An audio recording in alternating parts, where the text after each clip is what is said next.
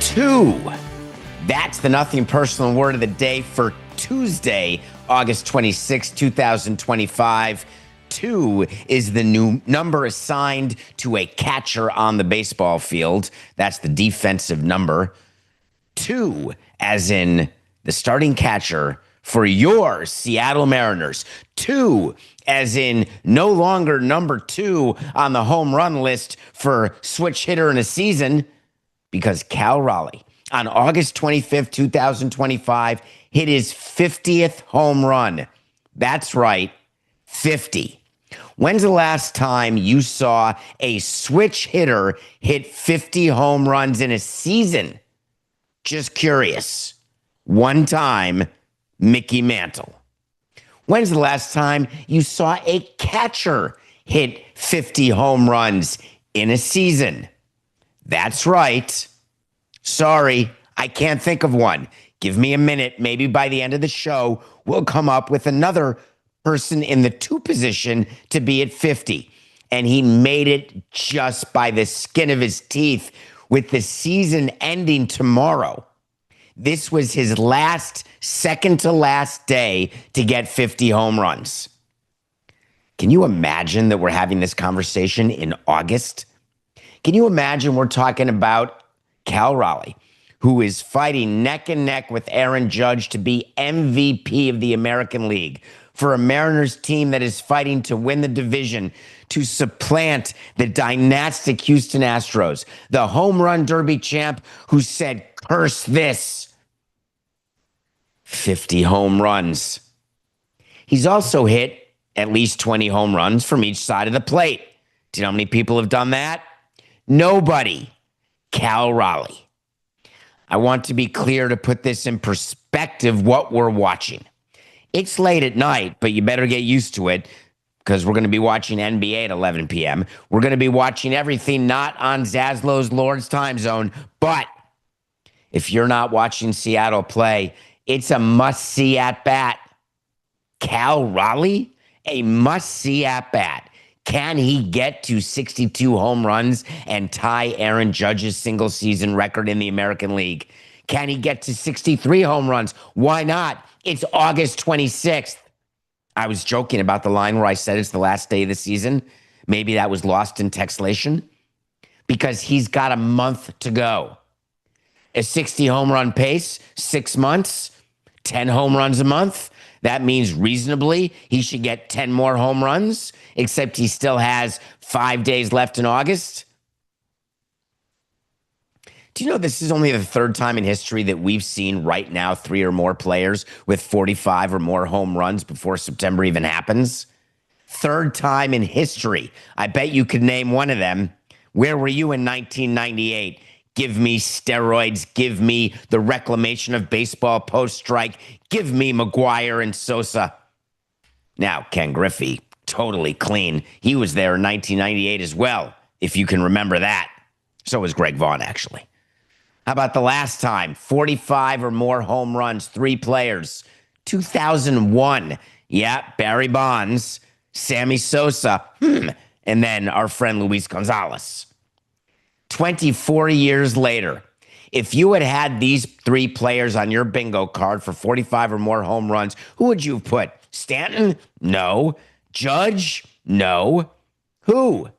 Would you have put Cal Raleigh, Shohei Ohtani, and Kyle Schwarber? It's almost impossible to believe what the numbers would be from our friends at DraftKings if you had done a futures market on 3 players. First time since 2001 to have 45 or more home runs before September 1, and then you specifically said Raleigh, Schwarber, and Ohtani. I'm taking a breath here because I want to make sure that we are properly putting into perspective what Cal Raleigh's doing. I'm not going to poo-poo designated hitters. I'm not going to poo-poo outfielders. I'm not going to poo-poo people who pitch and hit. I am going to tell you, catcher, the most important defensive position on the field. We spent years dreaming, how do we get our next catcher? Hey, we drafted a shortstop, JT Realmuto. Let's make him a catcher. We think he can be a all-star catcher. We got that one right. So many times you get it wrong. So many times you're looking in your system, you're looking to draft, then you're looking in free agency. You know you have to overpay. You're trying to develop your own. Defense first, no offense, used to be excusable as a backup. Now you're just trying to find someone who can receive. The reason why the catcher is the most important player on the field should be quite apparent to anybody, even if you're not a baseball fan. It's because when you're involved in every play, that's it. That's the threshold. It doesn't matter what position it is. It's the only position that's involved in every play. Now, I could argue, and you could tell me, well, David, what about the pitcher? He's involved in every play. And I would say that's true, except it starts with the catcher. What's my prediction here? Because I do have one. Cal Raleigh is going to hit 60 home runs, but he's going to fall short of Aaron Judge's 62. Because as you know, as you get closer to 60, all of a sudden things get a little tighter. You start swinging a little harder. And I say this from experience, and Coca, it's in my brain.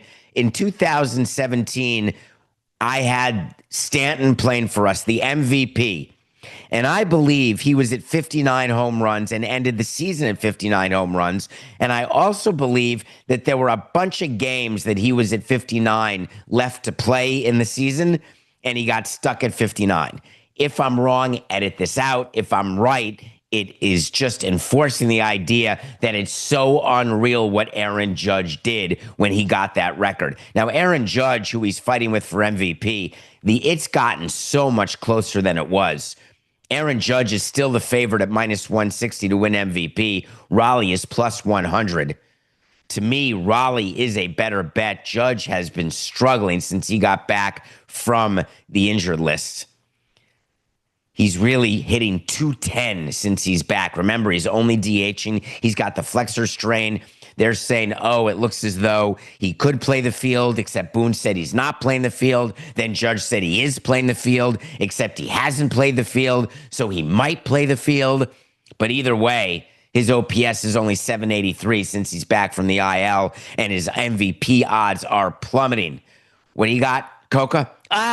Stanton hit two. That's right. He had 3 games, our final series. He needed 1 home run. If you go back to the box scores of those 3 games, coincidentally, also the last 3 games that I was president of the team, 2017, we wanted it so badly. And it just, I remember that, Coca. I do.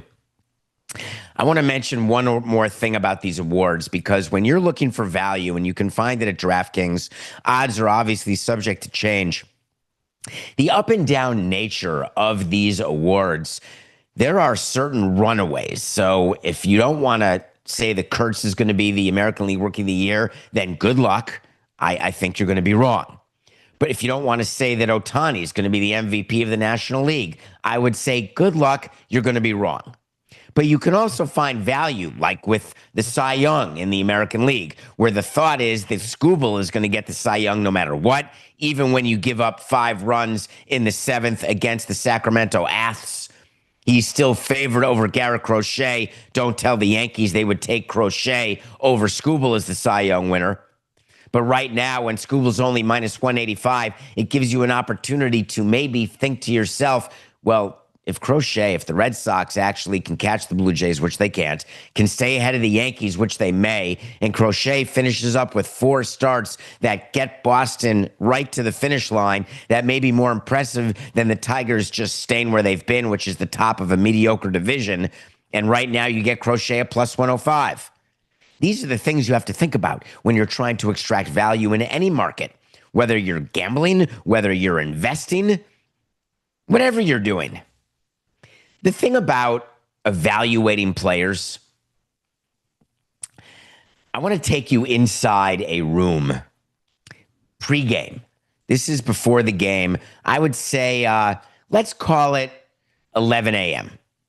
and you've had a night game the night before. You come back in the office. You've got another night game that night because in baseball we play every day. You get in and you start talking with your GM almost immediately, assuming it's not budget time and you're meeting with the CFO first. Or you have a new marketing slogan, you're meeting with the marketing guy. Or you've got a sales call and you're meeting with the sales guy. But just assume you're meeting with the GM and you're talking about a player. Let's pretend, just for purposes of this conversation, that we're talking about Anthony Volpe. You get into the office and you realize that you have a major problem because you've been trotting out a shortstop who is, forget average you'd kill for. Anthony Volpe is so below average that the people above average are thanking him because it gives a perfect frame of reference for what it is to be above average. Frankly, the average shortstops are looking at Volpe and saying, oh, bless you, my friend, because I look even better to my team. When you rank all of the everyday players, all of the everyday shortstops, just rank however you want to, whatever website you want to use, Volpe is clearly at the bottom. Hard stop. So you get into the office in your meeting and you're saying to yourself, all right, he's in the middle of another one of those slumps. He's like 1 for 28 in his last 29 plate appearances. It was only August 1st, so that's already 25 days ago, where he had a 4-hit game. And since then, he's batting 121, 1 home run, 4 walks, 19 strikeouts. Basically just stinks. The good news is he's a gold glove defender. So when you're having the conversation at 11 a.m., you say, hey, he's a light hitting shortstop, but my God, can he pick it? And then you realize, wait a minute, he's leading in errors too. So hold on. He can't field. He can't hit. He does have a cute picture as a fan of the Yankees. Does that count for anything? If we played all of the people who had cute baseball pictures when they were young and we just kept them, then the big leagues, forget expanding to 32, there would be infinity teams. I can find a cute picture of a kid playing baseball anytime, anywhere. That has nothing to do with whether or not that person deserves to be a big leaguer. What is it about Volpe that makes you think that he deserves the type of protection that the Yankees have given him? Because you get into the office at 11 a.m. and you say, wait a minute, why are we dying on this hill? What is it about Volpe? Is it our ego? And we'll talk this through. Do we not want to acknowledge the truth? Do we want to pretend that we know more than the media or the fans? And to do that, we have to go against reason. We have to go against emotion. We have to go against passion. We have to go pro us. I've had those conversations. It is a cold day in Hades when you have your 11 a.m. call and you realize that everyone else is right and you can't hide anymore and you've got to make a change. But there's a lot of steps that happen before then because you don't ever want to admit the media or the fans are right, ever. Because if you do, then why are you getting paid so much money? You can't have your owner think, oh, I could have anyone in there. Your average executive above replacement value is 0. I bet you didn't know that we've got executive above replacement stats within the executive rank because when we're negotiating contracts with the owner, we have to let him know, I don't know what you're thinking or what you're reading or what you're hearing from all the outside voices, but I am uniquely qualified to run your baseball organization or to be president of your team. My executive value above replacement is huge. And then you realize that you can't play him anymore. That you have to call the owner and say, hey, we're going to go talk to Booney when he gets in. We're going to go talk to our manager. We're going to sit him. We got to sit him. We got to give him a breather. And we're going to tell the media, don't worry, Hal, this is what we're going to do. We're going to tell the media that, hey, he's being very productive. And we're going to have Boone just sit there with a straight face and say, production comes in a lot of different ways. I think sometimes people want him because he's a shortstop with speed, like he's got to hit for a certain average and do certain things. There are productive offensive players that come in many shapes and forms. I don't see anywhere in Boone's quote that this type of production comes with incompetence and comes with games lost and comes with defensive miscues. I don't see that. Hold on, let me get the readers. Let me get the 1.75ers and make sure I'm not missing something about Volpe. He's shown a lot of flashes. I think the next thing for Anthony, though, is the consistency part and limiting some of the peaks and valleys. Wait, what's the date, Coca? Is it August 26th? The season's almost done. We're 5-6 done. We're not early late anymore. This is the middle part of late. We're not late. Late comes the last 2 weeks in September, but we are definitely early late. And the Yankees made an acquisition. Remember at the trade deadline when they picked up Rosario and Caballero? Remember the first game when Caballero, you saw the back of his jersey because he let the ball go through? You remember that? Well, guess what? He's a way better solution. You play McMahon at third every day. You play Caballero at shortstop. You can't play Volpe anymore. But there's levels. There's stages of grief. Denial is the biggest stage. As an executive, you can still have executive above replacement value and have denial as your modus operandi and be passionate about your denial. Acceptance, that's always a tough one. That's always a tough one because there's different levels of acceptance. Yeah, I accept the fact that this guy stinks. I accept it, but I will not accept the fact that he permanently stinks.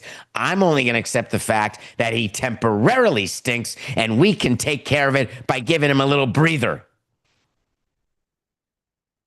They didn't play him last night. The Yankees crushed the Nats, which, of course, is a huge accomplishment to beat the Nationals. Huge. But the good news is that Boone said that he's back in there Tuesday. But then he said, I plan on having him back in there. I love when managers say I, as though it's an I.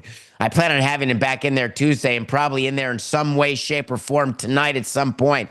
Hold on. Some way, shape, or form. This is a live show. You may not be watching it live, but I'm live. Let me look. Some way, shape, form. I'm looking at the box score, Coca. I'm looking. I don't see a way. Hold on. I don't see a shape. I'm looking for a form. Nope. I don't see a form. Volpe was not in there, and the Yankees beat the Nats 10-5. How about this for a shape or form tonight?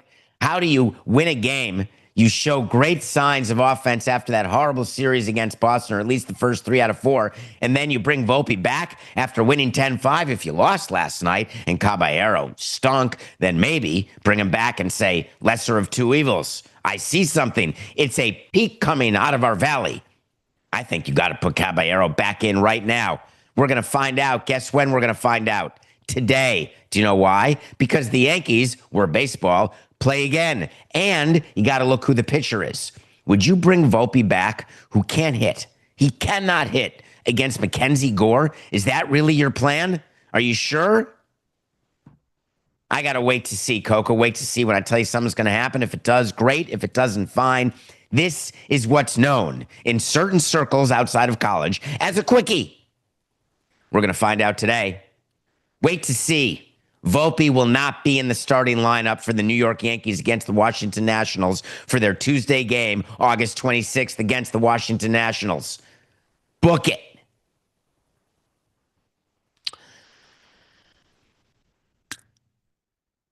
David P. Samson is my X account, and I control it. And I only say that because very often people do not control their own Twitter, and you got to look out. Who's real, who's not, who's got the check, who doesn't. I'm me. I see my DMs, some of them, not all of them. I respond to some of them, not all of them. I do my best. Sometimes I send a tweet, and then ding, ding, I get a call from the greatest producer in the history of early morning YouTuber-ism. Matthew Kokel say, dude, you got that wrong. And then I'll have to figure out what I'm going to do. Other times, Coco will just wait until we get into a pre-production meeting for the day's show, and I'll talk about Trey Hendrickson, and I'll talk about how angry I am at what happened with Trey Hendrickson, and Coco will say, really? Really? Extortion? Let me ask you all to form your own opinion because you know how we operate at Nothing Personal. I'm going to talk to you about an issue and ask you to form your opinion. Here's the sit. Trey Hendrickson was under a contract for $16 million this season for the Cincinnati Bengals. Trey Hendrickson is one of the best edge rushers, one of the best defenders in all of football. The Cincinnati Bengals are trying to win with quarterback Joe Burrow and the rest of their team. Some would say they're all in. My least favorite expression. Well, second least. Fourth least. Trey Hendrickson says, I don't have to play. And the Bengals said, I wonder what we're going to do. And yesterday they did the most outrageous thing I've ever seen. Trey Hendrickson ought to be hired by McKinsey. He ought to be hired by Samson Coca et al. He ought to be hired by Allen and Company. Goldman Sachs, JP Morgan, bring him in. Trey Hendrickson is the number one businessman I've ever come across. He got $14 million for nothing yesterday. Nothing. No consideration at all. I don't even understand how it can be a contract. Trey Hendrickson, instead of playing 1 year at $16 million, says, I'm not going to play unless you give me another $14 million, so I'm at $30 million this year. And the Bengals said, no, fine. I'm sorry? The Cincinnati Bengals, I must have read it wrong. They agreed to just give Hendrickson an extra $14 million and got nothing in return. They got an extension like the Commanders did with McLaurin, ending the hold-in. Nope, they didn't get that. They got better payment terms. Nope, didn't get that. They simply wrote a check for $14 million, and now, all of a sudden, Hendrickson is back. The star pass rusher will be ready to go. This is a source telling Adam Schefter, and if I'm Adam Schefter, I'm listening to the source thinking, am I missing something? Raise your hand if you can name the top 5 people whose lives are changed by the new Trey Hendrickson deal. Ready? Number 5, Trey Hendrickson's family. That's an extra $14 million pre-tax. Call it $8 million after tax. Way to go. Number 4, Joe Burrow. Yes, Joe Burrow has a chance to win a ring because we know very well that the Hendrickson-Burrow connection has won multiple rings so far in their career together. That's number 4. Number 3, Micah Parsons. Mike Parsons looks at Jerry Jones and says, dude, forget an extension. Just give me more money right now, and then maybe I'll play. Number 2, the union. How great does David White feel? The not yet, but soon to be embattled interim director of the NFLPA can stand up and say, my union is the strongest union in the land. We get our members paid, and they don't have to do anything more than they were doing. So go ahead, players. Just sign whatever contract you want. And as soon as you underperform, you'll get released because we can't get fully guaranteed. So get as much as you can at signing. But if you play really well and you're really good and you've got a desperate owner and an aging quarterback, well, because everybody's aging, who's trying to win, you can just forget a holdout. We have a new word, a hold in. I am holding in my laughter. I am holding in the stink of what just happened in the National Football League. Thank God for COVID. Thank God I can't smell anything. Forget the fact, the marijuana in New York, Casper. I can't smell the stink that is the NFL right now, having given in to the NFLPA. The NFLPA just says to itself, we did it. We found a way not to have to give extra years, not have to give extra anything, and we just will play on the desperation of an aging owner. Okay, great. And the number one beneficiary, obviously, Trey Hendrickson. He's the most popular guy, forget on the Bengals. I have a feeling, and we'll have to watch this, Coca. Does DraftKings set markets for sacks for an individual player? Do we know this? If you know, let me know. Because I'm taking the over. Why am I taking the over? Because I believe that offensive linemen should smartly do a little ole, ole, ole, ole. Just let him through. Just thank him.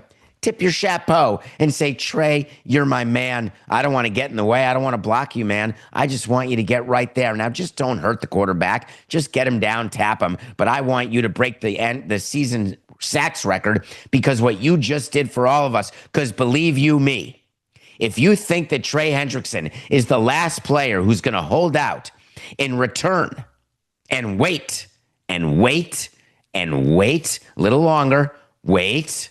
I know you want to go. I know you want to give in. Wait. Now, is this not the perfect time?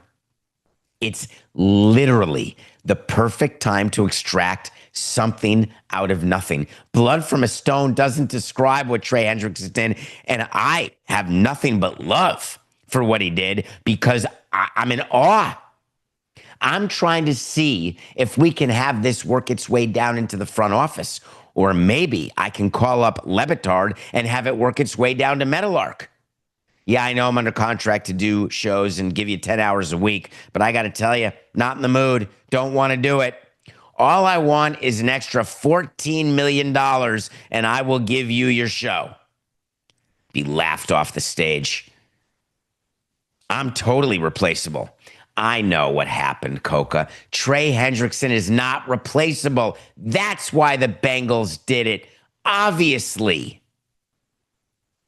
Is there a player that's not replaceable? I really can't think of one. DraftKings does have a line subject to change. Coca, you're the best. Stat leaders. He is tied for fourth right now at plus 1,100 to lead the NFL in sacks. Coca, we are all over it. We are going to add that later in the show to our nothing personal pick of the day. Or do you want to just make it a wait to see? No. Let's make it a pick. We're going to put a unit on Trey Hendrickson to lead the NFL in sacks this year because he's an unrestricted free agent next year. So he's playing for his supper and he's got $14 extra million, which is going to lead offensive linemen to just let him go. That's a good one. Wouldn't that be amazing if players actually paid attention in that way, which they do? Raise your hand if you're sure that the Cleveland Browns were not going to start the season with 4 quarterbacks. Raise your hand. You can do it. Oh, I'm sure. I am so sure right now. Can you imagine Andrew Berry, their GM, saying, oh, no, we're going with the 53 best or the 55 best. Just edit in whatever the number of the roster is, Coca. I'm going to give you 3 right now. Andrew Berry said, we're going to go with the 53 best. Andrew Berry said, we're going to go with the 55 best. Andrew Berry said, we're going to go with the 56 best. 4 quarterbacks. Really? You think you're playing chess while we're playing checkers? Well, it turns out it was BS the whole time. Kenny Pickett traded. Browns down to 3 quarterbacks active. Don't forget Deshaun Watson, not active. But boy, is he actively getting paid. Kenny Pickett was traded to the Las Vegas Raiders. I think Tom Brady was called by Pete Carroll and said, hey, we got a chance here. Do you want to get Pickett? We can get Pickett. All we got to give is a 5th-round pick. That's really was the cost of acquisition. The Browns acquired Pickett for a 5th-round pick and a quarterback who just got released by the Eagles, Dorian Thompson-Robinson. Why don't we just offer a 5th-round pick and we'll take one of the Browns QBs, and we don't want it to be Sanders. I mean, Pickett is super healthy. He's been unreal this entire preseason. He's played, now he's the only player like this. He's played all 4 quarters of every preseason game and has proven himself to be a great quarterback. 5th-round pick. I don't know. What is Stefanski doing? What's the plan here exactly? You have Shedeur Sanders as your 3rd-string quarterback. He comes in and he plays just a little bit in their last preseason game this past weekend. And then you've got a 3rd-string quarterback who's been QB4 on the list from the beginning saying, I wonder why I'm not playing more. I feel like I should be playing more. I've done everything I can. I find that to be funny. You're the 4th-string quarterback. Now, he's the 3rd-string quarterback. That quarterback room is loving life. Joe Flacco at 41 years old, he's looking around saying, all right, I got this. Why am I critical of this trade? I'm not really, except I'm impressed. I'm impressed that somehow Tom Brady and Pete Carroll were willing to give up a 5th-rounder for Kenny Pickett because there was no chance toilet pants that the Cleveland Browns were going to have 4 quarterbacks on the opening day roster. It simply wasn't going to happen. And we pay attention to rosters. Little known fact, a little inside the baseball kimono. We have with us, my black bag that I carry around with our contracts, our payroll, our 3-year payroll, our 5-year payroll, all the agents, who they represent. We also have a list of every other team's roster.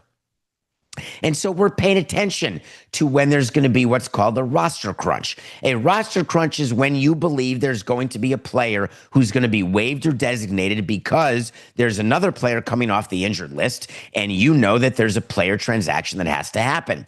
And so what we would do is we would call that team and say, "Hi, it's John Cocktoastin. Any thoughts on you moving this guy before you designate him? Because you're going to be taking him off the roster. We know that's coming, and we'll go ahead and take him from you right now, and we'll give you an NP, a non-prospect, or we'll give you a couple shekels." So you think that every other team in football didn't realize that the Cleveland Browns had to move a quarterback? Ovs. We're teaming up with Jackpocket, America's #1 lottery app. You can order Powerball, Mega Millions, and scratch-off tickets in just a couple taps. And new customers, listen up. They're giving you $5 in lottery credits. Download the app, opt in, and don't forget to use code SUPERFAN when signing up. So grab the Jackpocket app and use that code. This is it. So you want to talk to Samson. Short week this week. We didn't have a show yesterday. I apologize. I was unavailable. That's not true. Needed a day off. That's not true. I don't like taking days off. But that means tomorrow's Wednesday. That means tomorrow's second hour is So You Want to Talk to Samson. So pick up your phone right now. Well, not right now. At the end of the show, there's 2 shows back to back because we do 2 hours now. And on Wednesdays, the second hour is So You Want to Talk to Samson, which is based on the character from Half Baked. Remember? 631-377-4869. That number again, 631-DPS, NPDS, David Phillip, Samson, 631-377-4869. Leave a message, and we'll be back to you. You may even make the show. Time for the review.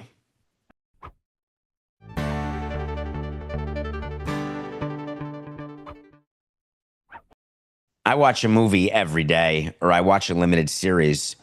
A little update for me is the following. 2 nights ago, I've spoken to you about this, and I'm just going to take a minute on it, Coca. I have terrible night terrors. And 2 nights ago may have been the worst ever. I had in my dream, I guess, I was being chased by masked men. And don't be a couch psychologist. If you know what this means, great. I don't, but whatever it is, I was being chased by masked men, and I was running from them, but I ran out of breath because I'm not in shape, but I'm training for a marathon, which I am, but I have not been training the way I'm supposed to be because I've been busy, so therefore I've been feeling very guilty about that. But in the dream, I could not run another second, and they caught up to me, and I was gasping for air. Well, it turns out I was gasping in real life because I awoke unable to breathe. And it was very, very scary. I think it lasted about 7 minutes, but reality, it may have been 20 seconds. But it was 3:13 a.m., and that was it. I was up. So I decided, what am I going to do? I'm going to watch a 3-parter, and I'm going to watch it in a way, because I had to watch it anyway, and I told you I'd been reviewing it, but this was the perfect time. Let me watch something that will give me more anxiety. Amy Bradley is Missing is a 3-parter about a woman who disappears on a cruise ship. Like, disappears. Not jumped off, maybe. I don't know what happened. What I do know is that there's 3 parts of people being interviewed saying, it's been 25 years, 27 years. We're going to keep looking because we think she may have been sold into a sex trade. She may have been kidnapped. Nightmare. She may have been murdered. There's a cruise advocate, and I don't want to say anything against cruises because I love cruises. Absolutely love them. We never got a sponsorship from Carnival. I wonder why. But I love cruises. And it is pretty scary because they are cities and anything can happen in a city. So you got to pay attention. Amy Bradley disappeared in 1998 with her family on a cruise. And they interview the mom, the dad, and the brother. Somehow the mom and dad are still married. The brother, they all got older. Amy Bradley stayed the same age, although they made pictures to try to find her, showing what she would be like 25 years later. It just struck my chord. It is an okay documentary, but the story is worth listening to and watching and paying attention to. It's not just your average, ordinary, oh man, this kid disappeared back of the milk carton. Where's Walsh when you need him? From 3:18 until 6:18, it was perfect. Amy Bradley is missing. Big day today, Coca. Big day. I'm watching Mission Impossible Final Reckoning. It's available for streaming. I love the Mission Impossible. I'm so excited to see Tom Cruise in the final Mission Impossible. Dun, dun, dun, dun, dun, dun, dun, dun, dun. That's not it. Dun, dun, dun, dun, dun, dun, dun, dun. That's not it either. I can't think of the music right now. I've got so many themes in my head. Dun, na, na, na. It's not that I mind signing players when they have no experience in the big leagues at all. It can work. You just have to be right, because when you're wrong, it hurts. And these players are not giving you discounts anymore to sign.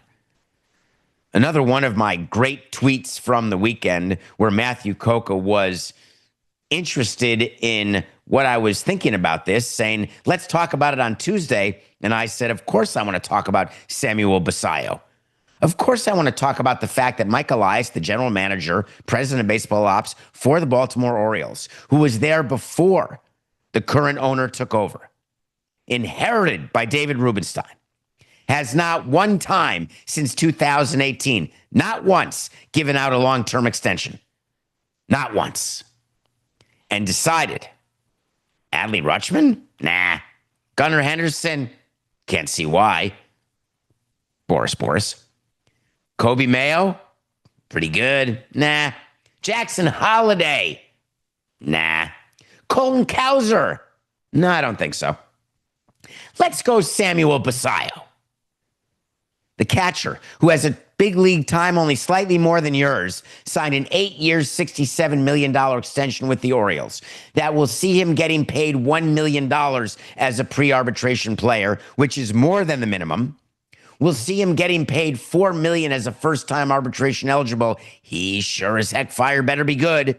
See him getting $7 million as a second-time arbitration eligible player. You better have a good season after that, too. And then as a free agent, they got him for $15 million in 2032 and 2033. And you may say, David, what an underpay. You just spent the first part of the show talking to us about how hard it is to find a good catcher, about how everybody's looking for a catcher. And then what I told you, if you were listening only 39 minutes ago, you would have heard, boy, it is hard as heck fire to identify a catcher and see that catcher through.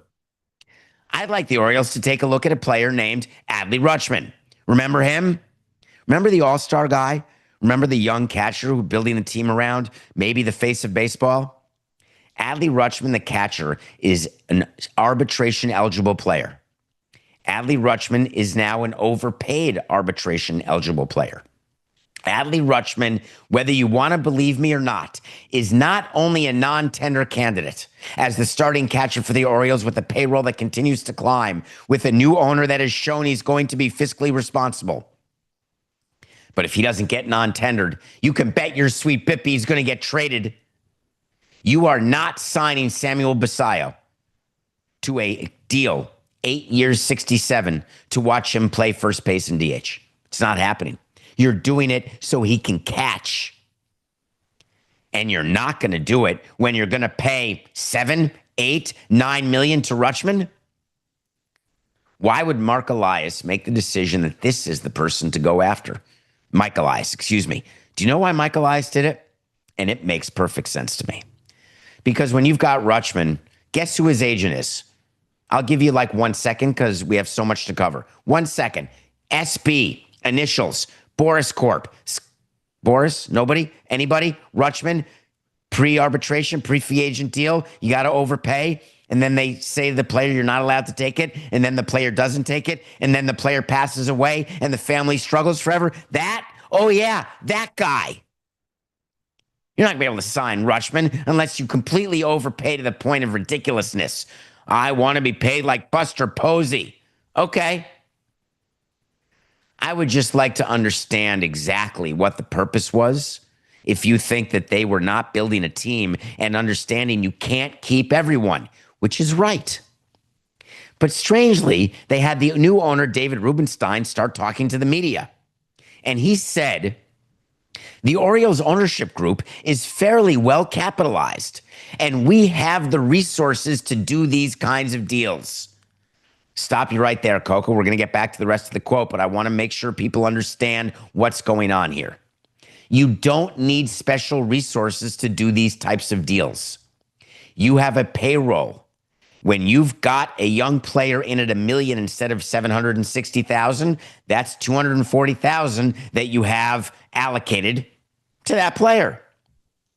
If your payroll is $80 million or $100 million or $150 million, that's how we judge the resources of an ownership group, not based on signing a young player and giving him $1 million or $4 million in his first year of arbitration. Because all you do if you get it wrong, if you're not well capitalized, is you lower your active payroll by the amount you're paying to the crappy player, and then you're right back where you started from, Maxine Nightingale, except you have a worse team. So when you're an owner and you start a quote, back to the quote, Coca, and you say that we've got the resources to do these kinds of deals, when you talk resources with ownership, we're talking about different types of deals, like over market free agent deals where your payroll is in a place that it's never been before. That would show you have the resources. But then, smartly, David Rubenstein said, it takes two to do deals. I mean, truer words never spoken. But we thought this was the perfect one for the first one of this type. Oh, yeah. The other guys they have, that great young core, which is really good. They're having an off year, but they're playing much better now, by the way. None of them, this is the guy. Okay, we'll take your word for it. The best players the Orioles have had over the years historically have been homegrown. Jim Palmer, Brooks Robinson, Cal Ripken, oy vey. I mean, these are lifetime Orioles. Is that the pressure you're putting on Samuel Basallo right now, that he's going to be a lifetime Oriole? I'd like to do a wait to see because I don't have a contract that long, neither does Coca. But if I could, I would. And I would tell you, I'll give you a wait to see. Samuel Basallo is not going to retire an Oriole after a 20-year career. But that's not an official wait to see. So don't put it in the document at David P. Samson. I don't know, Coca. I'm trying to stay totally calm about this. And it's not that I'm not calm.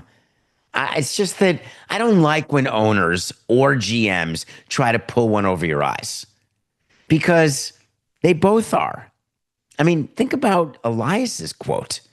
He's going to be such a big part of our team. Look, these aren't easy deals to line up. We work very hard at this. And anytime we think there's an opportunity to line up and have it make sense for both parties, it's something that we discuss and explore.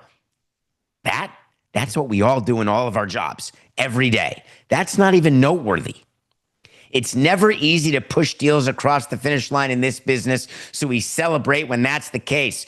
Dude, are you telling me that under Angelos and now under Rubenstein that you've not had the ability to push a young player deal over the finish line since 2018? Does that mean this is the first one that it's not an overpay, where you think you're getting a discount? Are you sure? Because I would like to have read that part of the quote. Hey, the reason why we got this deal done is Samuel and his agent. We're taking a chance on him. He's taking a chance on us. The reason we couldn't sign the players you want us to sign, like Rutschman, who would have been great, or Gunnar Henderson, call them out, is because of their agents. Why not? I'd be all into that sort of call out. Now, I should point out that you know where I stand on certain agencies, and you know that I give credit to CAA all the time. Guess who represents Basallo?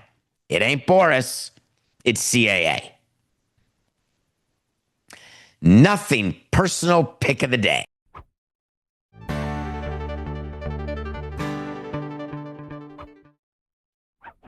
Remember this, but on Friday we gave you a bunch of picks, and I would like very much to talk about Sean Justin Bieber. Bieber was traded for by the Blue Jays. Bieber is coming off an injury. Remember, he was on the Guardians, and he had not pitched in the big leagues. And on Friday, I said to you that the Toronto Blue Jays, the first place Toronto Blue Jays, they have a huge trade that they just made. Because when you acquire Bieber, which they did, there's only upside. You're not getting a game one starter, which is what I wanted them to get, but they have one in Gausman. They do. I love their rotation. I love their team.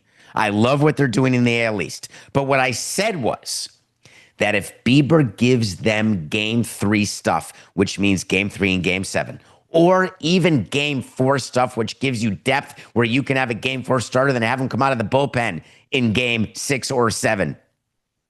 And his first start was against the Miami Marlins, who I believe became the first team to win 6+ series in a row and then lose 6+ series in a row. I may have read that on X. I may have gotten that wrong. I may not have. But we had the Blue Jays beating the Marlins Friday. Nailed it. On the National League side on Saturday, we told you to watch Aaron Nola and the Phillies because Nola's health, especially given what happened to Zach Wheeler, Nola's health is critical. Nola's performance matters. If you're going to have a Cy Young candidate like Sanchez get rocked by the Mets, then guess what? You got to have production of Nola. And I said, beating the Nationals, piece of cake.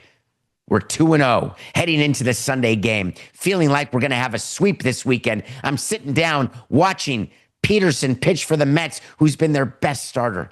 They are reeling, and I mean reeling with Montas. Side note, Coca, great signing of Montas. $34 million over 2. Tommy John, see you later. That was $34 million. It's like giving a Wall Street bonus to someone who you know is terrible, but you give him $34 million anyway. I wonder if that's how Steve Cohen got rich, by paying huge bonuses to people who can't do their job. I would tend to bet that, in fact, it's the opposite.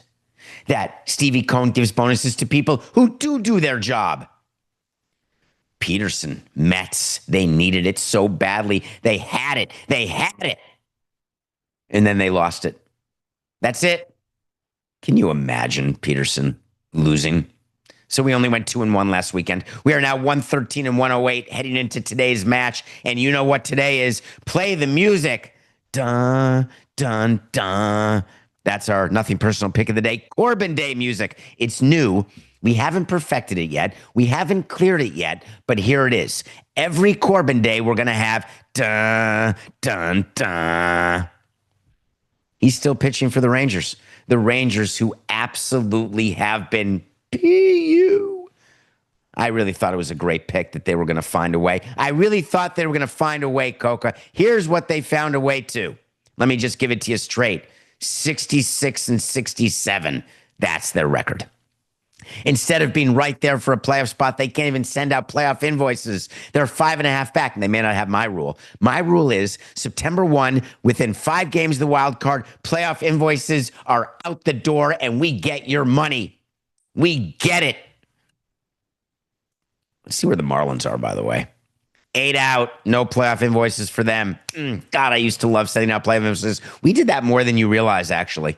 A lot of years. If I had been Judge Coca based on playoff invoices sent, talking Hall of Famer here, Texas Rangers, you stink. We're taking the Angels. I'm sending my very best to Ron Washington. Came out, he was not managing the Angels. We have a wait to see. I don't think he's going to be back, but he wants to. He had quadruple bypass surgery. Saying our prayers for Ron Washington to get better and find your way back to the dugout, which is your true home. Nothing personal pick of the day. The Angels over the Rangers. That's it. It's a break. Quick. And we'll be back right after the break.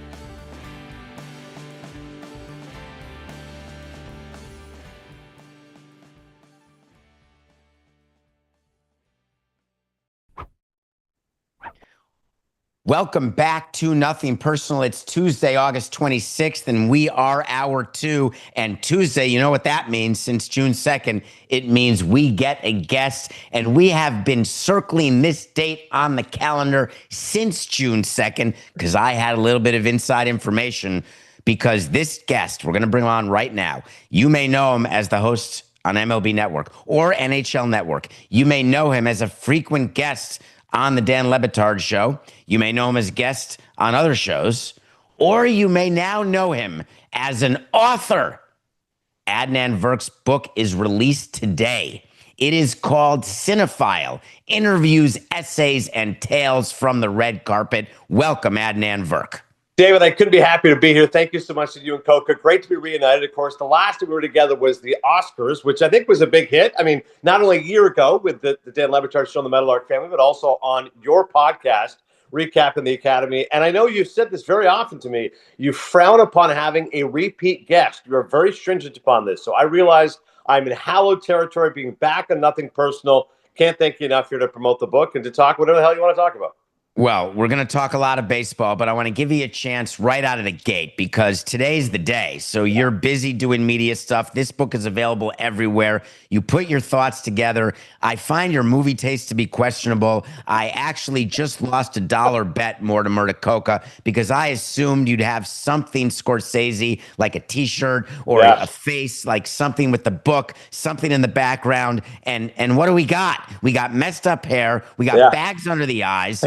What's going on? Tell me about the book. So flew back from California, family vacation. My wife is so paranoid. I know your kids are older than mine now, David, but you remember when your son was 17 and maybe not always using the internet appropriately. So my wife keeps the Wi-Fi turned off from the hours of 10 p.m. until, let's say, 10 a.m. And this is the reasoning. And the reasoning is she doesn't want to be on the internet all the time.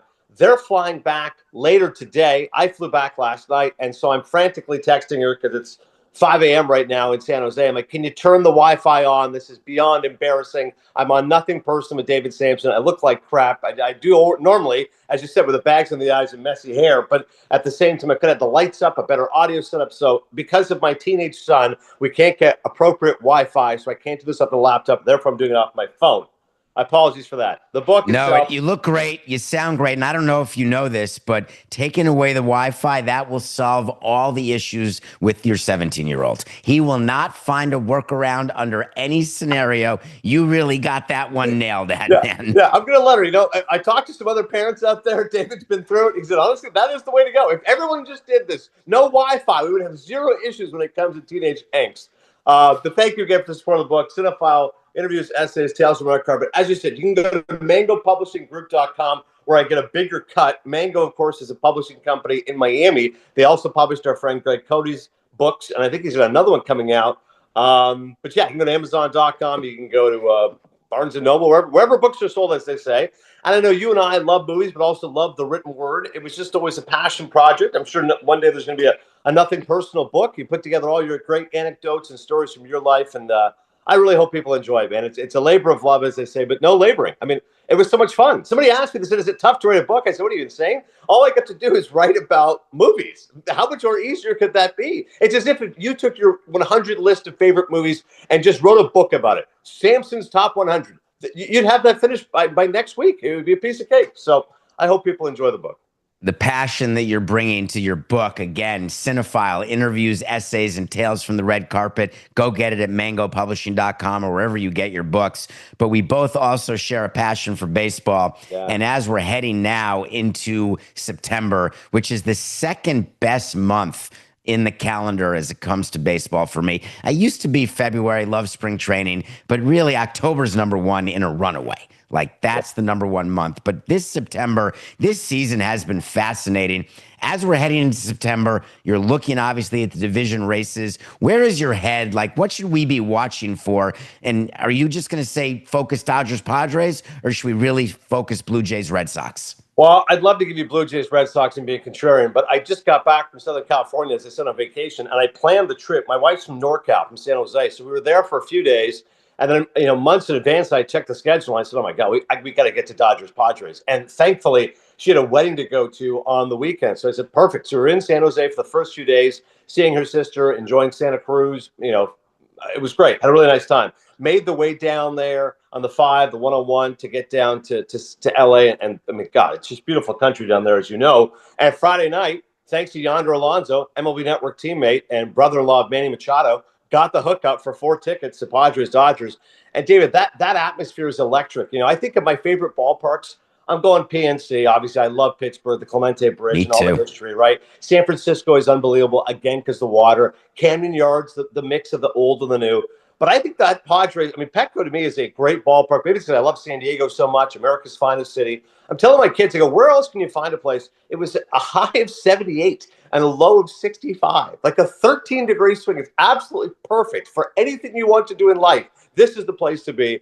I took them to Coronado briefly just to check out the water, but we parked at 4:20, and David, the game was 6:40 first pitch, and there's just a sea of Dodgers fans. Everywhere you look, I go, oh my, how many Valenzuela jerseys can I count here? I go, this is going to be unbelievable. This is a Dodgers takeover. And instead, we walk up and down the Gaslamp District, go to the game early, check out the Padres Hall of Fame. Fellow MLB Network teammate Jake Peavy is honored in there. Electric atmosphere from first pitch, the chance to beat LA reverberating throughout the stadium.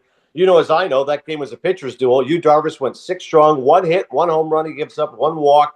Snell went 7 strong, only gave up 2 runs. Machado had a base hit, which tied the game. And how about this? In the 9th inning, Shohei Ohtani off of Robert Suarez, after Mason Miller didn't look all that great in the 8th, but got a double play to get out of it. People criticized Luis Suarez for not being great defensively. He made a terrific play at first, going right to second base, and Mason Miller hustling over to get the double play. But in the 9th, Ohtani off Suarez, fly ball right to the warning track. Now, wouldn't say it's a home run robbery.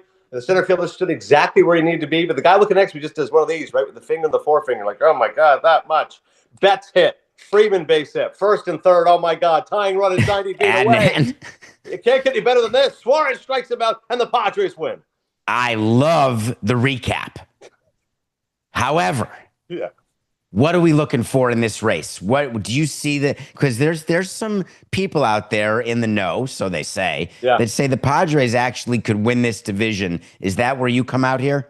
So my greatest fear is, David, that their starting pitching isn't strong enough. Particularly Darvish and Cease haven't been as great. I love Nick Pivetta, fellow Canadian. He's been great. I love Michael King. Unfortunately, he's been hurt.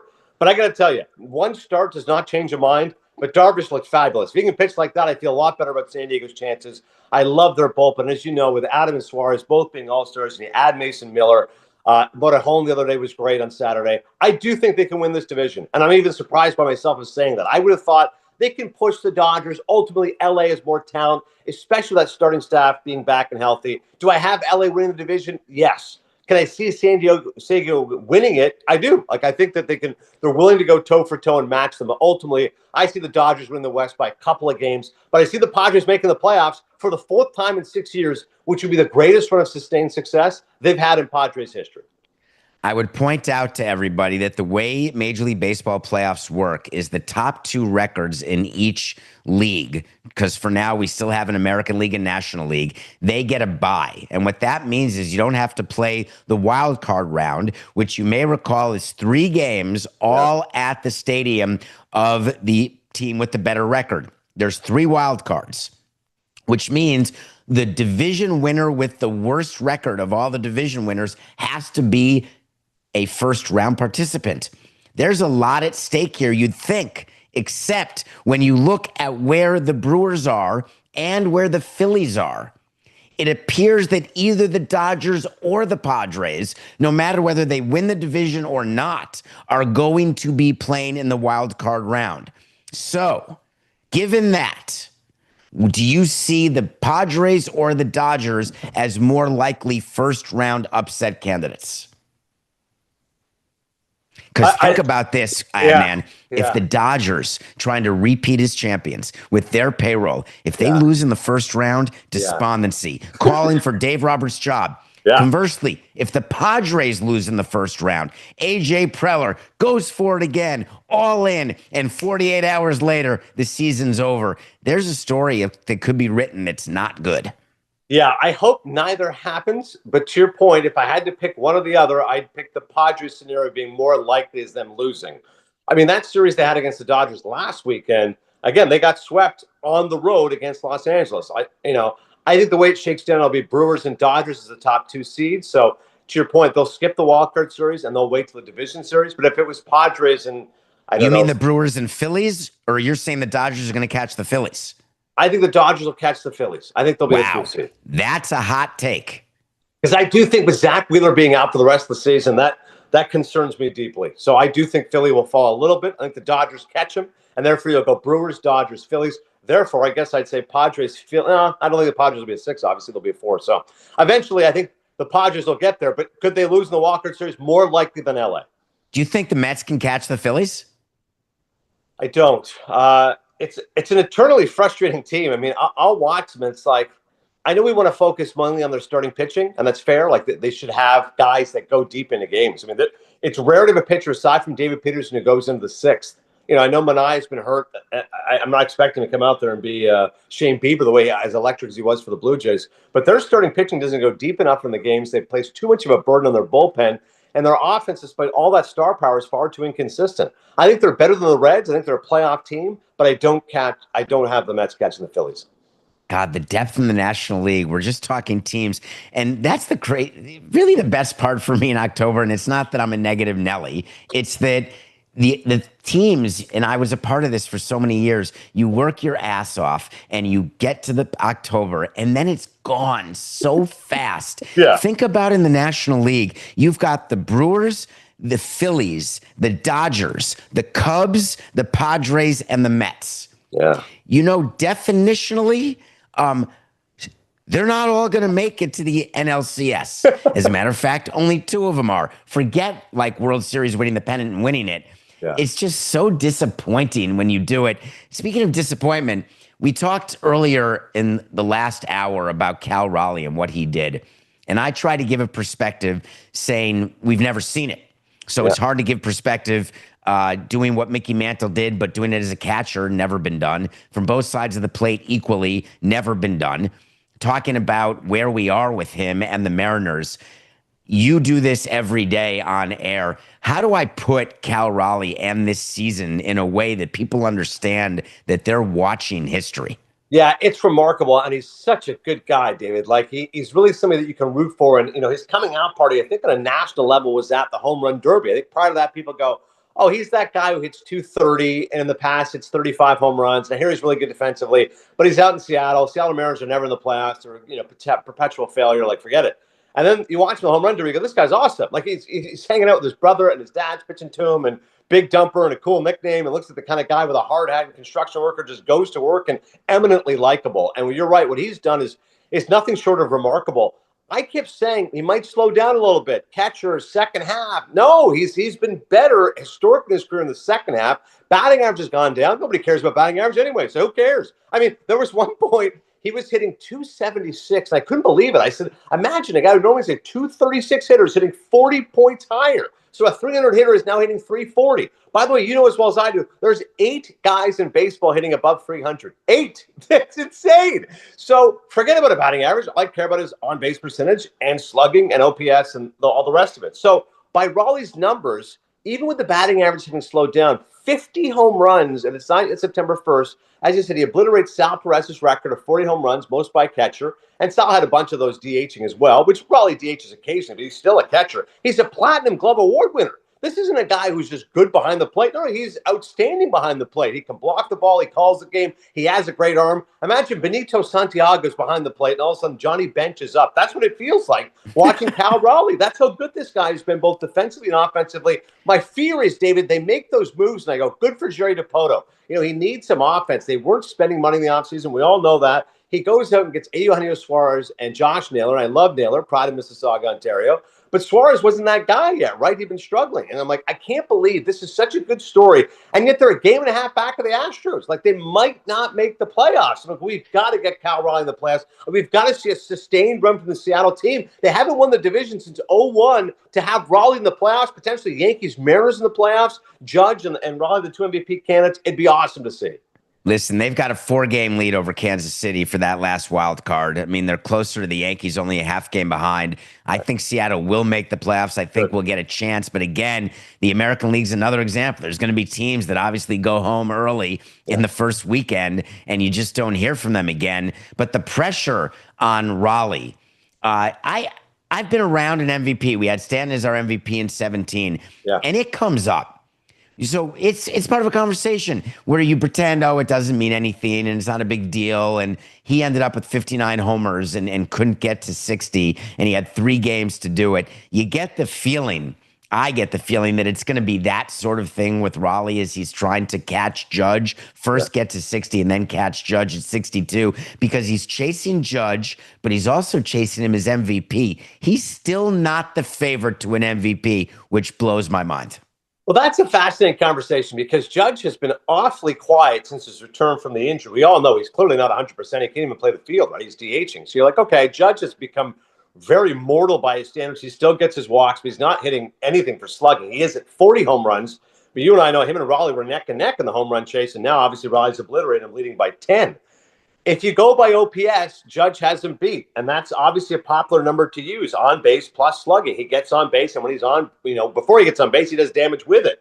But the Yankees have fallen, as you said, and this is where I do think narrative is interesting. If Seattle wins the division, their first division title since 2001, if the Yankees are a wild card team, if Judge continues by his standards to be pedestrian for the final 6 weeks, doesn't play the field, and Raleigh continues to catch what is generally an elite Seattle pitching staff, will people just go by the numbers and go, no, by WAR, Judge still leads it. WAR is the most popular number we use that for MVP. He wins it. Or will you look at other numbers and history? I mean, if he breaks Judge's, if he had 63 home runs, yet his WAR is still less than Judge, if his OPS is still less than Judge, would people still hold that negatively against him? I think it's a fascinating conversation to have. I don't think they would. I think if he gets 63 home runs and the Mariners win the division, I think Raleigh's the MVP. I think if he gets 60 and they win the division, I'm a big fan of team performance, notwithstanding what happened with Andre Dawson in '87 when he won MVP for a last place team. But I'm all in on team performance and being valuable for a team that's doing something in the playoffs. And so for me, the Yankees, I think both the Yankees and Mariners are in positions to make the playoffs right now, and I don't know that Kansas City can catch either one of them. And certainly it'll be interesting to see. I mean, Cleveland has just fallen off as well, the Guardians, and certainly they've got their own issues. But the reason I'm watching this MVP race is it's the only one to watch, because in the National League, it's Ohtani. I think that's over, I would assume. I was wondering, is there a scenario where Ohtani does not win an MVP during his career? How would that work? Well, it's a great point. So to this season specifically, I'm with you. Ohtani wins it. I do think Schwarber's been a great story. He's a ton of power for the Phillies, and it's often been said Bryce Harper's the face of the team, but Kyle Schwarber's like the heartbeat of that Phillies team, and he's a ton of fun to watch, and he's going to make a ton of money this season. I can't believe Dombrowski didn't lock him up prior to this year. He's just costing themselves oodles of money as Schwarber's a free agent. And I do think, by the way, when you're going back and talking to those National League teams, all the pressure they have, how about Philadelphia? If they have a quick exit, Schwarber could be gone. Real Muto could be gone. Sanchez could be gone. Like, those are like some major pieces of that team that could be exiled. And the Phillies team that did not win a World Series. And of course, even the great home run that Harper hit off Suarez against the Padres will all come for naught. Here's your point. Bond's 7-time MVP. Nobody else more than 3. Ohtani's going to win his 4th. 8 more years of the contract. Just give me 4 more MVPs. Are you good enough for MVP every other year? Or more than likely 4 of the next 6, let's say, and the last couple of years Ohtani falls up. I can't see it happening. Like, I don't see a way, David, in which he doesn't get 8 MVPs. Because as you said, if he just hits and pitches and he's going to hit at an elite level, again, his OPS is north of 1,000. He's got the best OPS in the National League. And if he pitches even a modicum of, let's say, 50 innings, that's it. Just literally 10 starts a season at an average of 5 innings. Like, I don't know how he's not the MVP. I mean, year after year, it would be so hard to overcome it. Unless there's voter fatigue, unless there's some other shiny, sexy new toy, a PCA. Pete Armstrong was so great the first half, falling off considerably. If you had a scenario, but like, if Ellie De La Cruz had some sort of, remarkable season for the Reds, and the Reds were pushing towards a playoff spot, one of those narrative type stories, I don't see it. I think Ohtani's going to have 8 MVPs when it's all said and done. I'm a convert here because I did not think, because in my career, I never saw how it would be possible to be a frontline starting pitcher and a middle of the order bat. Now they bat him first, but whatever. To me, he's called the middle of the order bat when you've got 45 home runs. I just didn't think it was possible. And I've been speaking to players about it. We would speak about two-way players back before there were two-way players, because pitchers would always say to position players, you don't realize how hard it is to do what we do. Position players would say to pitchers, hey, man, you get 4 days off in a row all the time. Like, don't talk to me. I got to get ready to go every day. I'm with the trainer every day. And we would say, can you imagine doing both? Nah, that's stupid. No one can do both. So when Ohtani started, I said it's going to stop. And then Tommy John, hey, victory lap. Not that I'm happy he got injured. Yeah. That's it. And then he comes back. Second Tommy John, which they won't call it that. I said, well, that's no one comes back. Evaldi comes back, and that's about it from two Tommy Johns. So that's it. But here he is again.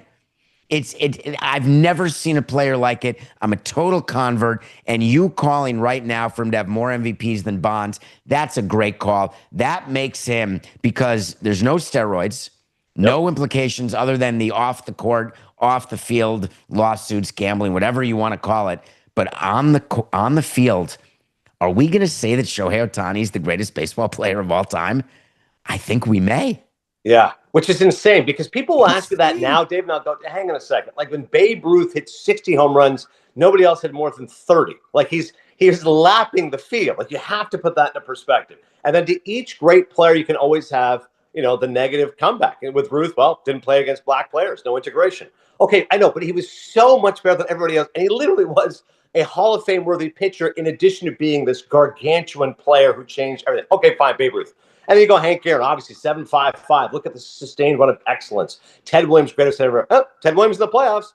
Only have played one World Series, hit 200. Small sample size. I know, but in the one sample size I have, he did not fare well. These things happen. And with Ohtani, like even right now, people will tell me, is he the greatest ever? I go, hang on a second. I've got to see his entire career, the totality of it. Right now, is he a top 10 player? Sure, I would say that in terms of what he does hitting and pitching. But I'm with you. When it's all said and done, crystal ball, 6, 7, 8, 10 years from now, we can say he's the greatest baseball player ever, which for a sport that's been around for 150 years is an incredible statement. He's got to, here's my thought when he did the deal and he came back from the second Tommy John. I need Ohtani 2 more years of pitching. That's it. Right. And if he can pitch 2 more years and then win the 3 more MVPs after this to tie Bonds. Yeah. Because Bonds is in a separate category given what happened with Bonds.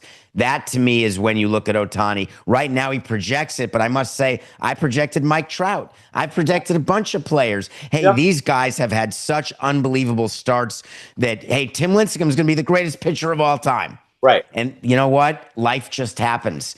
But with Ohtani, each day that passes, to me, he gets closer to us being able to say it, which is why when I'm asked, and we only have 2 minutes left, wait, when you're starting a team. My one goal for Ohtani, David, if he did this next season, I'd say he's the greatest player of all time. If he won the Cy Young next year. If he won the Cy Young next year while pitching, I go, that's it. It's over. Throw in the towel. He's the best ever. I'm going to give you that. It didn't. So that's interesting. You win the MVP as a hitter and the Cy Young as a pitcher. I mean, that'll be it. If you're starting a team, 1 minute left, and I remind people, please go read and buy Cinephile. It's out today. Yes, Cinephile. Cinephile.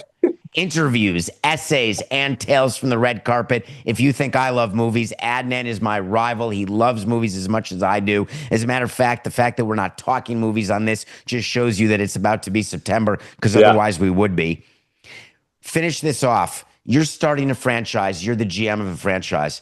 Are you taking Ohtani or are you taking Paul Skeens? Wow. I take Ohtani because with Skeens, I do worry about potential injuries with pitchers, as you said.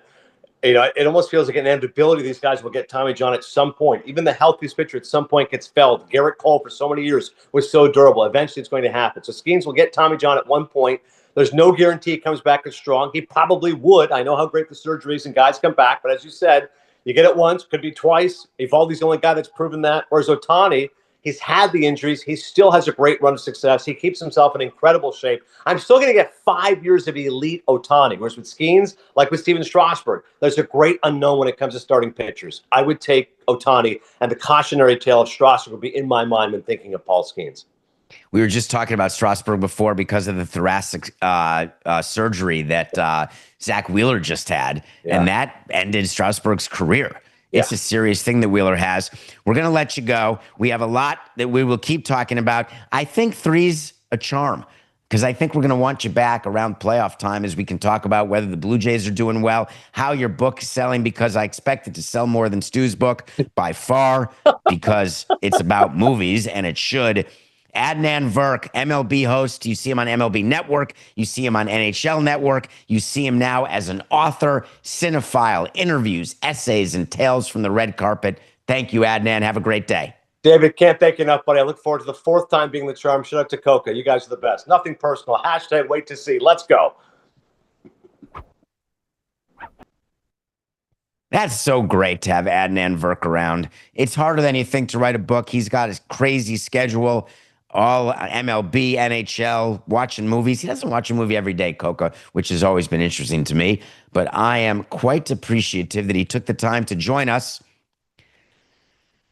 When you hire someone, do you think it's reasonable to expect them to be able to do their job? That may sound like a crazy threshold.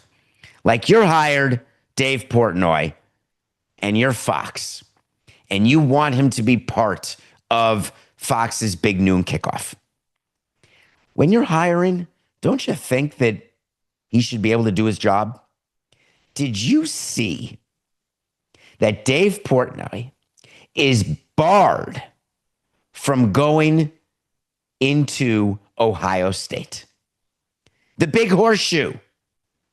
I totally made that up, Coca, because I want to pretend that I know that Ohio State, is that what the nickname is? The Big Horseshoe? The stadium? It's just the Horseshoe? Michigan's the Big House, Ohio State's the Horseshoe. I just conflated it. It's an amalgamation. So we'll start over. 4869. Unbelievable news that Ohio State is barring Dave Portnoy from the stadium, otherwise nicknamed the Horseshoe.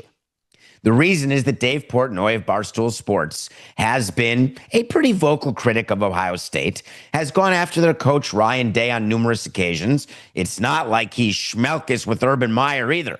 This is a pro-Michigan guy, pro-Michigan, which if you're a Badger, you don't like to see it, but you understand that broadcasters have allegiances, but you also understand that broadcasters have a job to do.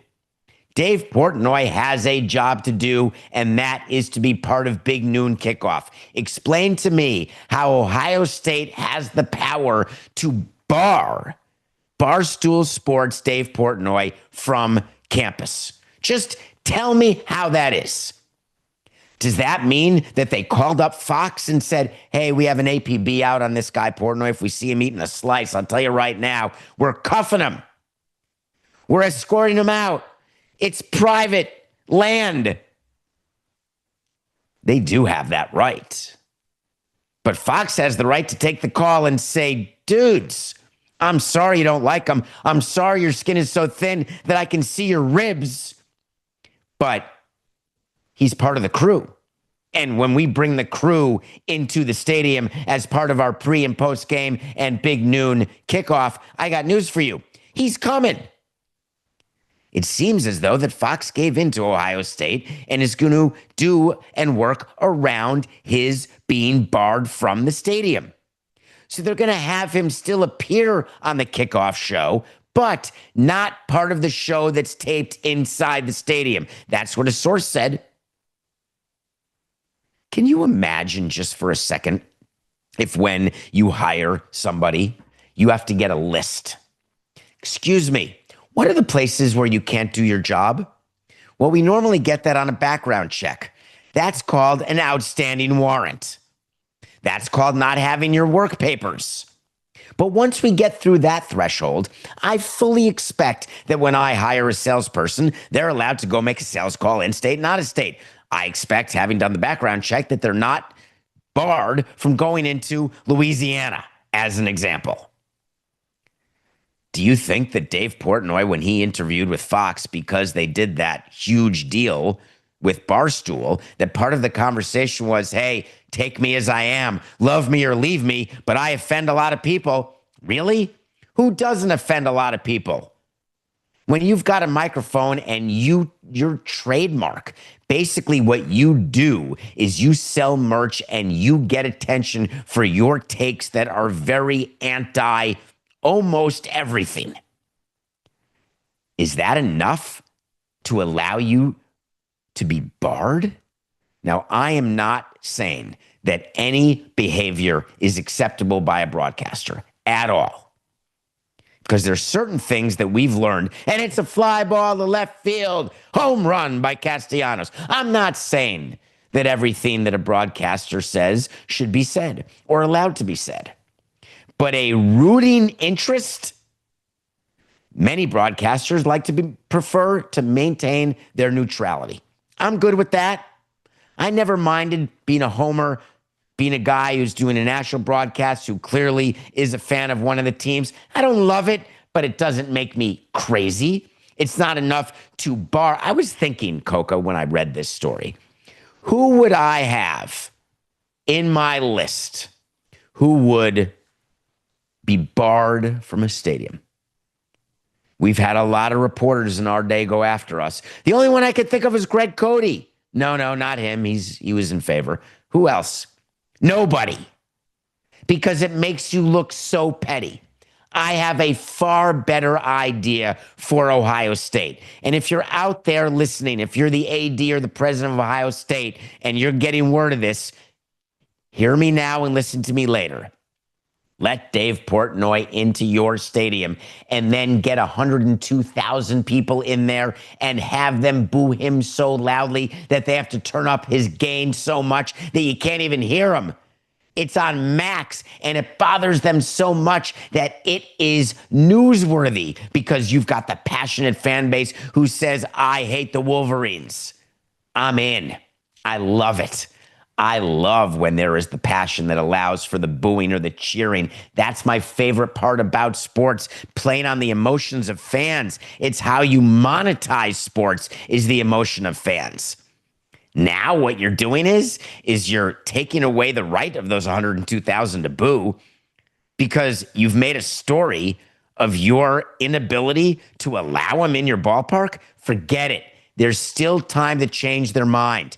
I would like to show my support for Dave Portnoy and Barstool, and my fingers and toes are not crossed. Look, wide open. If you're watching this on Nothing Personal with YouTube, 4869. If you're watching this on Nothing Personal with David Samson YouTube channel, my fingers are spread out wide.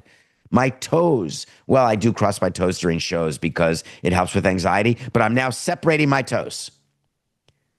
I believe that Dave Portnoy and what he does to draw attention to different universities, to different pizza places, to different ideologies, many of which I do not agree with. I love the fact that there is opportunity for people to have an opinion that you disagree with. It is what makes the world go round. The fact that he goes after Ryan Day, get over it. The fact that he goes after Ohio State every month, get over it. Let him in. Let him in, let him in, let him on, let him on. How much do you pay for YouTube TV? A lot? A lot. Do you expect to get Fox? You want Fox, right? You want to watch Dave Portnoy, don't you? That's the whole point of having YouTube TV. You're a cord never, you're a cord cutter. You get YouTube TV, you pay $82, $83, and you say, I want Fox. Well, Fox, FS1, Fox News, Big Ten Network, Fox Sports, they have no deal with YouTube TV. They are in a carriage dispute. The two words that you must love to hear the most. Normally, it's with me and John Skipper and Pablo Torre on the Sporting Class. But sometimes we get to do it on Nothing Personal. So say it with me. 4869. Carriage dispute. That's the second hour word of the minute. And it's a dispute between Fox and YouTube TV. What do you think they're fighting over? Quick question. Man, I don't want to carry FS1. No way. No, that's not it. They love FS1. I will not carry Fox News. Forget about it. No, that can't be it. Big Fox. Big Fox. Not worth it. Big Fox. No, that's not it either. You know what it is? It's that Fox is demanding from YouTube TV a number that would force YouTube TV to again increase its monthly subscription rate, which would get people like Coca closer and closer to the cable number they used to pay. And they'll say to themselves, get me that scissors, tie those lines back, reestablish my cord. We got some great quotes, just great quotes, because in a carriage dispute, what do? What's the key to a carriage dispute if you had to guess? It starts with P and it ends with C. No, not pelvic. No, you need the L. You need the L. Public relations. There is some view that if the audience, the people, if they speak loudly enough and they come out and say, I want my Fox, or I'm going to cancel YouTube, I want my Fox, or the other way, hey, life goes on. I love my YouTube. I don't need that Fox. I don't need Fox. Those are the two sides. So what do? You try to get out in front of it if you're Fox and you say, hey, Fox remains committed to reaching a fair agreement with Google's YouTube TV. Now, they didn't do that by accident. When Fox Corporation gives you a quote that says they're trying to reach a fair agreement, first of all, everyone's trying to reach a fair agreement. Wink, wink. But when they say Google's YouTube TV, we are disappointed that Google continually exploits its outsized influence by proposing terms that are out of step with the marketplace. Stop right there, Coca. What does that sound like? Does that sound like antitrust? Does that sound like people thinking that Google's got way too much power? And what do we do to stop the behemoth that is Google? Does it sound like that's what Fox is saying? But you know that Fox got a lot of bridges to cross with Google. And YouTube TV is only one of the ways that they work with Google. Only one. Google, they're no dummies. Google has YouTube TV. What do you do with it? When you've got the power, you do something that's called consolidation. You consolidate your power in order to make the sum way greater than the individual power units. So when you're negotiating with Fox and you're Google, YouTube TV is only part of that negotiation. Believe you me, there's a lot of other silos within Google that are getting involved in this. So in order for YouTube TV to get a deal with Fox, they're going to have to do a far more global deal with Fox, which means Google and Fox are going to have to be married in ways that go far beyond just a carriage dispute on YouTube TV. YouTube TV, whose price will continue to go up. Why? Because Google's no fool. Their stock price goes up. Why? Because when there's not profitability, they find profitability. You want to know what you were paying for YouTube TV back in 2017? $35. You know what you're paying now? $83. Does that make sense to you? What are you getting? More stuff? More bundles? More shows? More original programming? More available networks? Boy, oh boy, every day that passes, it sounds more and more like cable.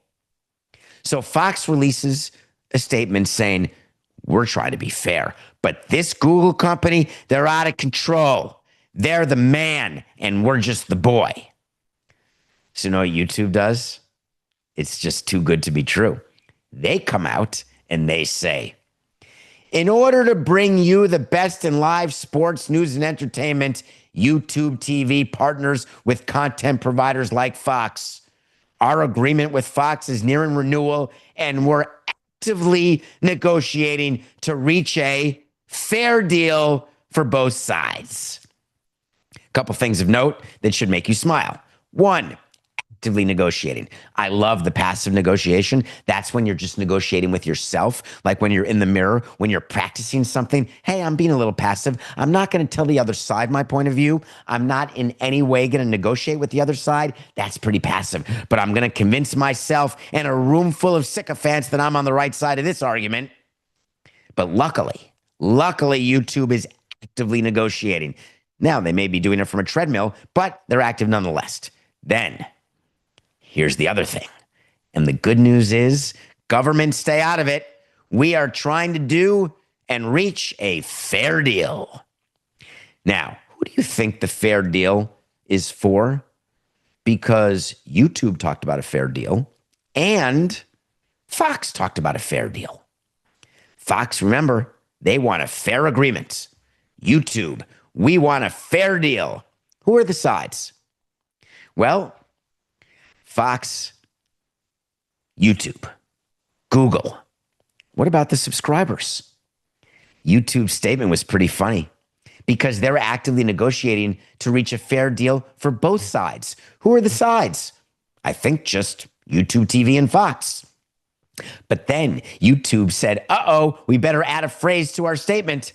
They said a fair deal for both sides, comma, as well as our subscribers. Phew. I was worried that these companies were negotiating a deal that was fair to only their shareholders. I didn't realize they wanted to do a fair deal for their subscribers as well. I feel so much better about Fox and YouTube doing a deal. You know, college football is starting. You do know that. I think we're week 1 coming up this weekend, Coca. Am I close? Am I right? Is that a deadline? Have you ever heard of missing a week of college football before you get a carriage agreement settled? No, I've never heard that before. Oh, yeah, it happens all the time. YouTube TV and Fox will have a deal. I promise you that. The question is when? And the answer is soon, but not necessarily before Saturday. I don't know what you were doing last night, Coca. Were you watching the U.S. Open? I assume you were not. I was. Were you watching Venus Williams or the match after the Alcaraz match? Did you watch Venus Williams at 45 years old get to a third set against the 11th seed? Did you notice that at all? Are you paying attention to tennis? I didn't even talk with Adnan Virk about tennis. I totally could have, Coca. Just give me 2 minutes on this, please.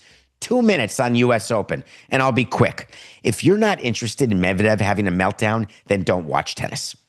If you're not interested in the story of a 45-year-old getting out there and grinding for 2 hours, then you don't like tennis.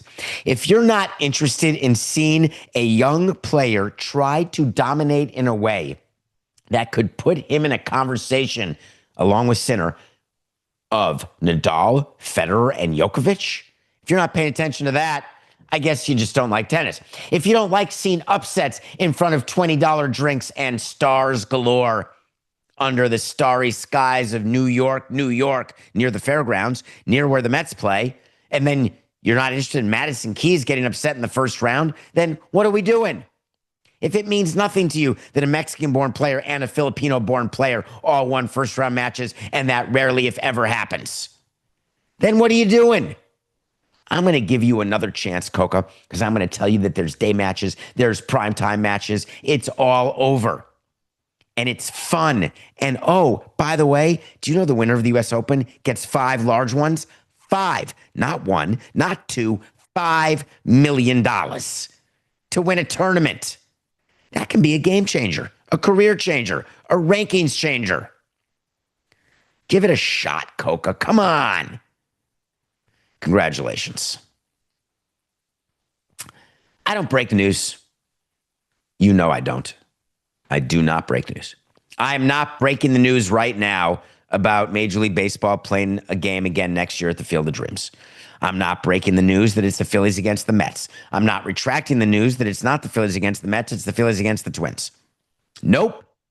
And nothing personal. We talk about the news and then give you the opportunity to form your opinion about the news. I happen to love the Field of Dreams.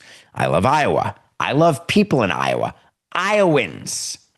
I love the opportunity to play baseball at the Field of Dreams. You know Field of Dreams is my number 1 sports movie, my number 1 baseball movie. You know that all I want to do is have another catch with my father. And you know all I want to do is have a catch with my son at all times. Can you imagine having a catch with your grandson? That would be crazy. I don't have a grandson. I don't have a granddaughter. Field of Dreams. Why is baseball going back there?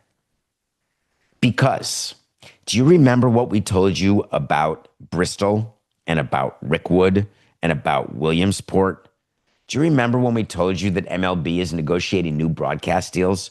Do you further remember when we told you that MLB has 3 years left on all of its broadcast deals, even the ones that are as yet unannounced but rumored? And do you remember when I told you that the postseason and then trying to figure out how to make regular season games matter more? Any recollection of that conversation? Well, you may then have a recollection when I told you that when you have an opportunity to get that sort of special game that brings added eyeballs, you have a chance to add that to your inventory. And when you have a chance to add a game to your inventory that has special treatment, that brings the broadcast deals up. When you have an opportunity to repeat, meaning you go to a place where the union understands, the players understand, the broadcasters understand, and the fans understand, when you have a chance to hit that, I was going to say trifecta, but that's four. I have four fingers up. Is it a quadfecta? I don't think that's the word. Whatever. Just imagine I knew the word. When you have a chance to do all four of those things, you do it, and then you do it again, and then you do it again. I love that baseball is going back to Field of Dreams. It doesn't matter who's playing, Phillies, Mets, Phillies, Twins. It could be, it could be the Expos against the Hartford Whalers. The fact of the matter is it would have the same impact on a broadcast deal, and it's positive. Remember, the people running baseball and running the business, the media, the Noah Gardens of the world, they don't suffer fools gladly. They're no dummies. Field of Dreams announced. I wonder what the timing was that would get announced now. Is that because schedules are going to be announced? Is that because the union already has a copy of the schedule and there's certain things that happen when there are specialty games, jewel events that happen? Of course, something had to be announced right now. I'm super happy for baseball. I want to end today just with a couple minutes on an issue that came out just yesterday.